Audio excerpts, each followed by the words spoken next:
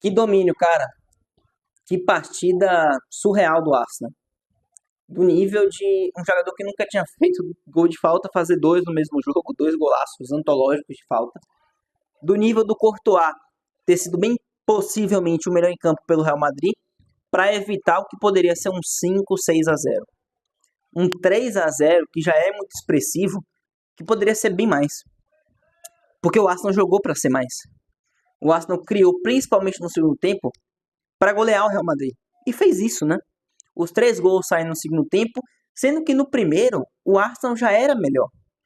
O Real, com aquela proposta bem característica do Ancelotti de se defender e contra-atacar em transição e velocidade, até teve uma boa oportunidade no primeiro tempo com o Mbappé, num lance justamente de contra-ataque em transição rápida, mas o Arsenal tinha mais a posse, tinha um controle do jogo, incomodava o Real Madrid demais com a pressão alta, um perde-pressiona muito forte. Inclusive, se a gente pega para citar 3 dos jogos mais importantes em relevância do Real Madrid na temporada, ele sofreu mais do que 3 gols contra times da mesma característica. Arsenal, com esse perde-pressiona, 3-0, e os 2 jogos contra o Barcelona, que perdeu por 4-0 em ambos, com esse perde-pressiona sendo muito prejudicial para o Real Madrid.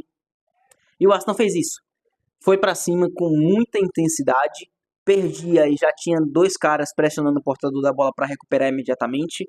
O Real dificilmente conseguia conectar passes, às vezes até conseguia sair jogando e tentando ter um pouco mais do controle da posse, mas o Arsenal já era superior no primeiro tempo e faltava só um pouco mais de precisão no último terço.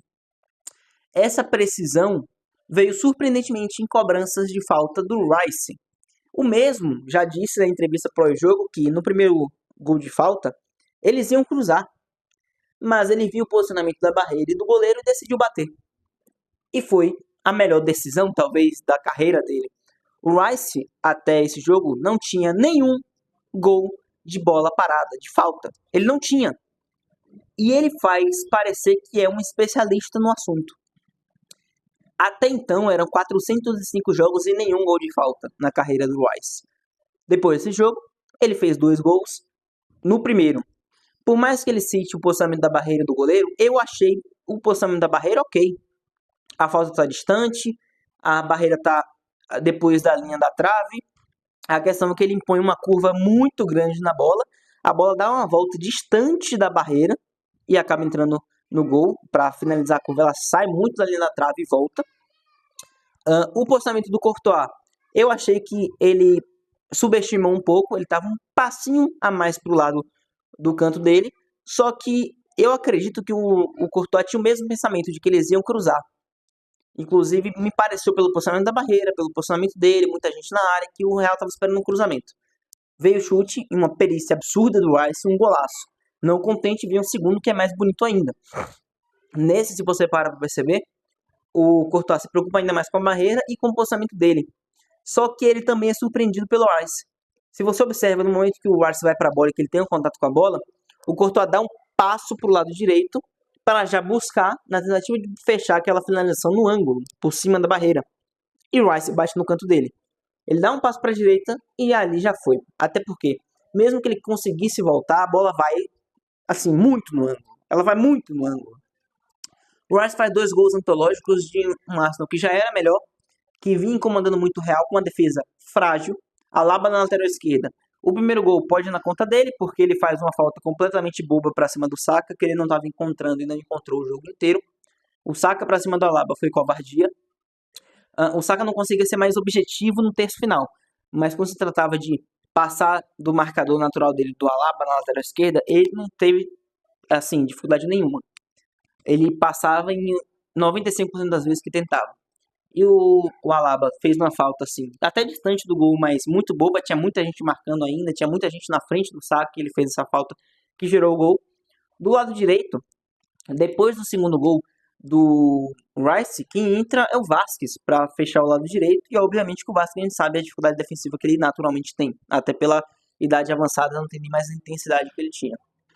O Valverde até conseguia, em algumas oportunidades, desarmar a bola pelo lado direito, mas ainda assim as bolas paradas foram o fator decisivo para esses 2 gols primeiros do Arsenal, mas já se criava muito, já tinha muita oportunidade.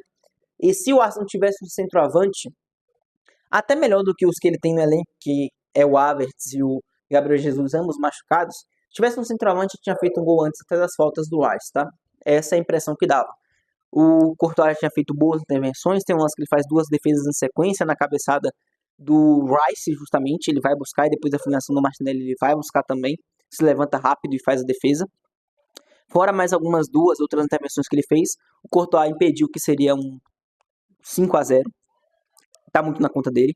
O único que jogou, além do Courtois no Real Madrid, os únicos foram Camavinga e Bellingham, mas era muito mais por intensidade, marcação, tem até um lance, um vídeo que já tá rolando, do Ancelotti indo conversar com os dois e o Bellingham claramente insatisfeito. O Bellingham percebeu que o time não estava jogando, que o time não conseguia se conectar em campo, e por mais que eles tenham essa intensidade, por mais que eles tenham essa marcação, essa velocidade, até o Bellingham conseguiu achar um passe surreal para o Mbappé perder o lance no primeiro tempo, perder a chance de fazer o primeiro gol do Real, o que seria muito importante, inclusive, visando uma possível remontada no jogo da volta.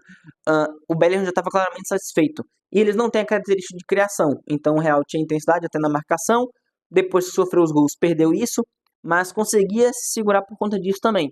Mas quando o assunto era criar e conectar com a linha ofensiva, não conseguia, porque não é muita característica de nenhum dos dois, apesar do Bellingham até conseguir se sobressair nesse assunto e fazer o que, assim, fazer o trabalho de 3 pessoas no meio campo.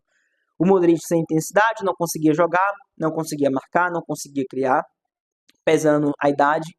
A gente sabe que ele tem muito talento, mas para um jogo intenso como foi, para um meio campo com o Rice jogando muita bola, mesmo sem falar dos gols de falta. Ele dominava o meio campo do Arsenal, ele conseguia recuperar a bola, ele tinha o controle, ele dava dinâmica da posse de bola do Arsenal. O Partey sendo muito preciso e marcando muito bem. E foi o Odegaard, né? Claro, como esquecer do Odegaard. O cara que é ao lado do Rice controlava as ações, muito pelo lado direito, incomodando demais ali as costas do Camavinga e a frente do Alaba, o lado esquerdo sofrendo muito com essa... sempre o Saka e o Odegaard se conectando muito, se procurando muito, encontrando espaços, e a capacidade técnica que ele tem, a capacidade de controlar as ações muito grande. Então era um meio campo contra um time que tentava correr errado no meio campo, que tinha muita dificuldade, que não conseguia encaixar a marcação.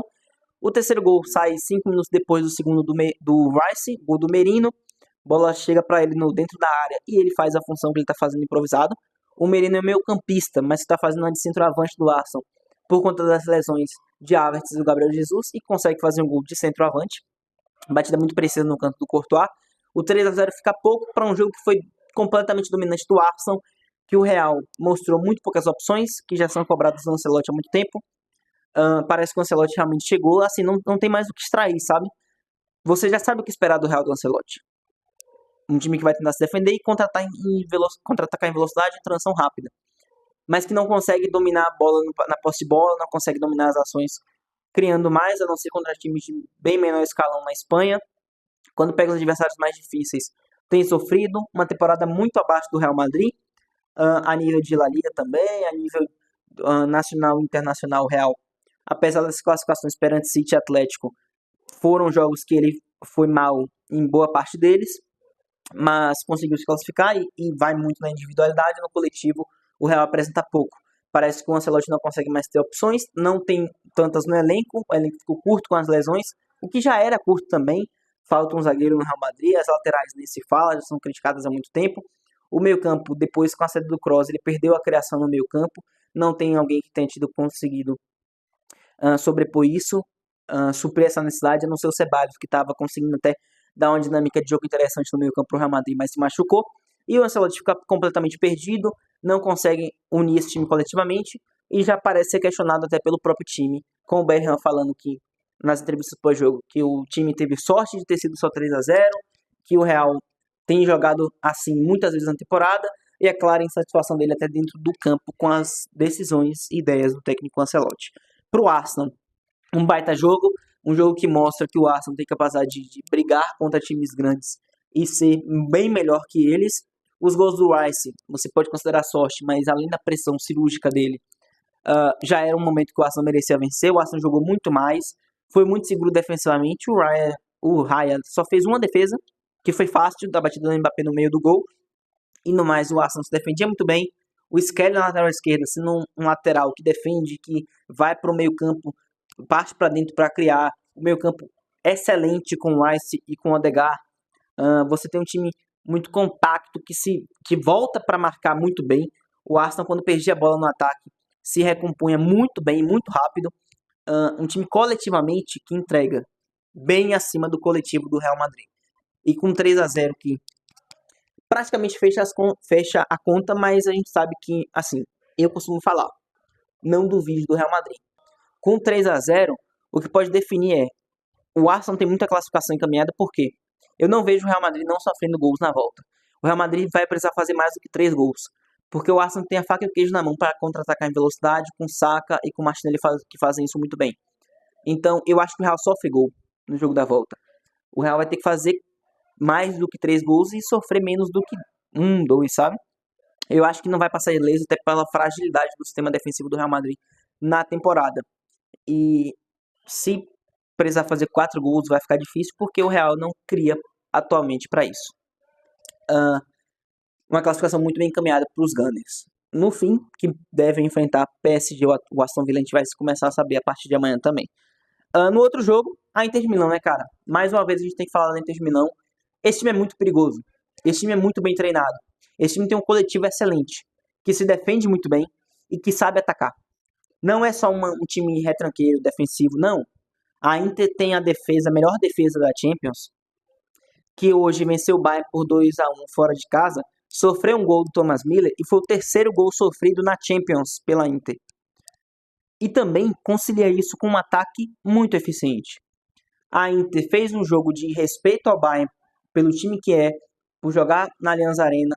O Bayern até tinha boas ações, conseguia criar, conseguia incomodar, mas a Inter não deixava o Bayern achar que era um jogo de ataque contra a defesa. Quando tinha oportunidade de ir para cima, atacava com eficiência.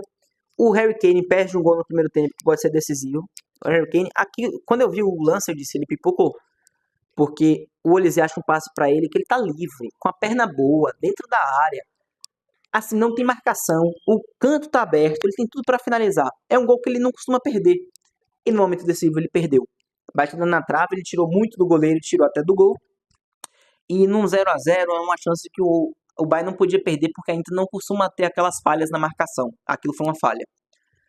E o Inter vai se encontrando no jogo, um contra-ataque em transição e velocidade, Carlos Augusto cruza para a área. O Thuram tem, assim, uma ideia muito, muito sensacional de... Ele vê que ele tá passando a bola e ele deixa o calcanhar para a bola só ficar ajeitada pro Martinez, que dá uma finalização de trivela espetacular. Golaço de um time que não é só defesa. Ele se defende como ninguém na Europa. É a melhor defesa. Mas não é só isso. Não abdica de atacar. Se tem a chance, vai para cima. E continua indo assim, oferecendo risco pro goleiro Urbige, inclusive, o jovem goleiro do Bayern. O Bayern vai empatar com o gol do Müller, muito representativo, empata o jogo no cruzamento do Laimer. Numa semana que ele fala que vai sair do Bayern no final da temporada, ele acaba empatando no jogo que poderia ser primordial para uma classificação de Champions, na Champions do Bayern de Munique. Um gol muito representativo do Müller, mas que o Fratesi vem a frustrar os planos num momento em que o Bayern, assim, ele vai muito para cima para tentar vencer em casa, mas cede muito espaço. Eu entendo esse afã de querer vencer em casa, porque prezado o resultado no San Siro seria muito difícil contra a Inter de Milão. Foi para cima para tentar vencer em casa e cedeu muito espaço, contra-ataque velocidade, 3 contra 1 praticamente, da Inter de Milão, cruzamento para a área e o Fratesi faz o gol e dá números finais. 2-1 para um time muito perigoso que tem tudo para competir pelo título da Champions. O que pode atrapalhar a Inter é confirmando o já favoritismo dele contra o Bayern, ainda mais tendo o resultado na mão em casa, um time com uma defesa como o que tem a Inter e que sabe atacar em velocidade, que sabe atacar em transição, que sabe aproveitar espaço. O que pode atrapalhar a Inter é o Barcelona. E o que pode atrapalhar o Barcelona é a Inter. Eu já tinha dito isso aqui no canal quando saiu o sorteio da fase final, das oitavas, então é isso que a gente tem de cenário. É um time muito perigoso, a Inter de Milão, e que vai brigar muito forte para chegar a essa final de Champions. No geral é isso, amanhã tem mais, então conto com o comentário de vocês, com a participação. Muito obrigado a quem assistiu, muito obrigado a quem está chegando no canal aqui agora. Valeu, tamo junto, tchau.